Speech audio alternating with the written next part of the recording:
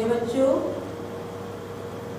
मैं सरस्वती ज्ञान मंदिर इंटर कॉलेज आजाद नगर की संस्कृत शिक्षिका शशि बिश्नोई। मैं आज आपको नीति श्लोकों का सस्वर वाचन व उसका अर्थ बताऊंगी। हमारी भारतीय संस्कृति में नीतियों का बहुत ही महत्व है।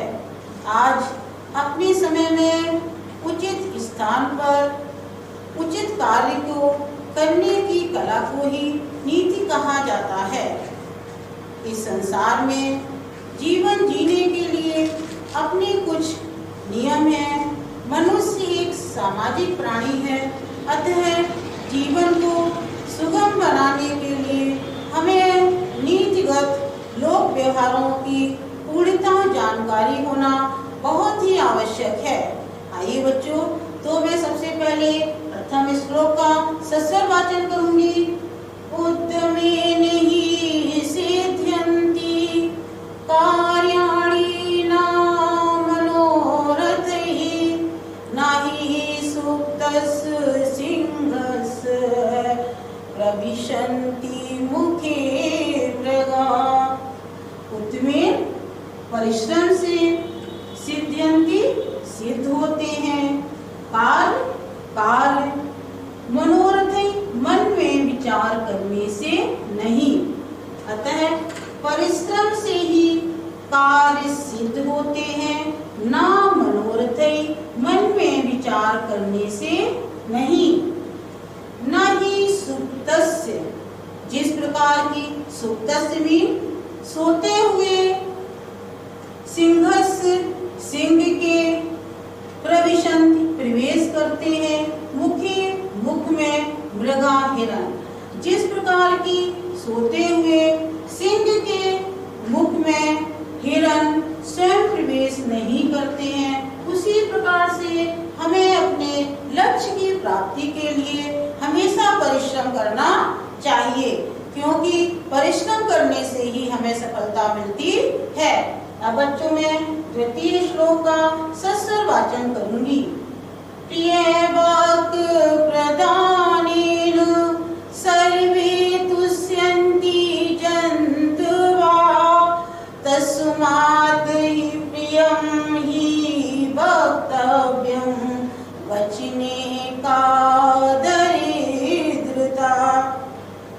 प्रिय वाक् प्रदानेन, प्रिय वाक्य बोलने से, प्रदान करने से यानी बोलने से, सर्वे सभी तुष्यन्ति संतुष्ट होते हैं, जन्तवः प्राणी। प्रिय वाक्य बोलने से सभी प्राणी संतुष्ट होते हैं। तस्मात् प्रियं ही, तस्मात् इसलिए हमें प्रिय ही वक्तव्यम बोलना चाहिए।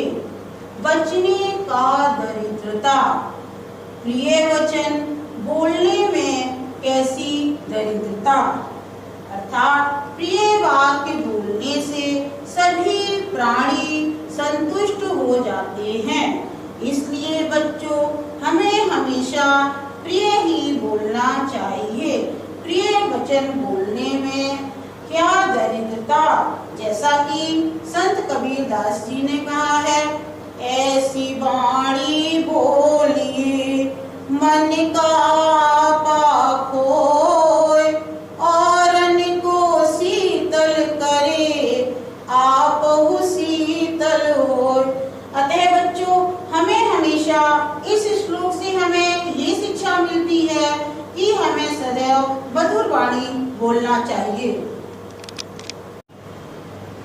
बच्चों, मैं अब चतुर्थ श्लोक का सस्वर वाचन कर रही हूँ।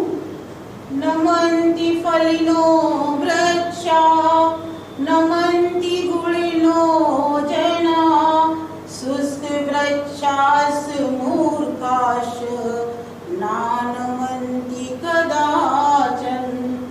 नमन्ति झुक जाते हैं, फलिनो फलदार वृक्षा पेड़, फलदार वृक्ष झुक जाते हैं। नमन्ति गुणिनो जना, गुणिनो माने गुणवान, जना माने मनुष्य, गुणवान मनुष्य विनम्र हो जाते हैं। शुष्क वृक्षास्य मूर्खाश्च न नमन्ति कदाचन। शुष्क मीन्स सूखे हुए पेड़, चा मीन्स और, मूर्ख व्यक्ति, कदाचन कभी नहीं झुकते हैं। सूखे हुए वृक्ष और मूर्ख लोग कभी नहीं झुकते हैं। अतः बच्चों, इस श्लोक से हमें ये शिक्षा मिलती है, हमें हमेशा फलदार वृक्ष और गुणवान व्यक्ति की तरह विनम्र होना चाहिए। अब मैं चतुर्थ श्लोक का सस्वर वाचन करूंगी। अभिवादनशीलस्य नित्यं वृद्धोपसेविना चत्वारि तस्य वर्धन्ते आयुर्विद्यायशो बलम्। अभिवादन प्रणाम करने वाले, शीलस्य नित्यं वृद्धो उपसेविना बड़े गुणों की सेवा करने वाले, वृद्धो उपसेविना, इसमें बच्चों हमारी गुण संधि है वृद्ध प्लस उपसेविना, तो बड़े गुणों की सेवा करने वाले, प्रतिदिन प्रणाम करने वाले, चत्वारि तस्य वर्धन्ते आयुर्विद्या यशो बलम, उनकी चत्वारि चार चीजें वर्धन्ते बढ़ती हैं, आयु, विद्या, यश और बल। अतः बच्चों, इस श्लोक से हमें ये शिक्षा मिलती है कि हमें हमेशा बड़े गुणों की सेवा करनी चाहिए और उनका शुभ आशीर्वाद लेना चाहिए। अब मैं पंचम श्लोक का सस्वर वाचन करूंगी। काव्य शास्त्र विनोदेन कालो गच्छति धीमितां व्यसनेन च मूर्खाणां निन्द्रया कलहेन वा।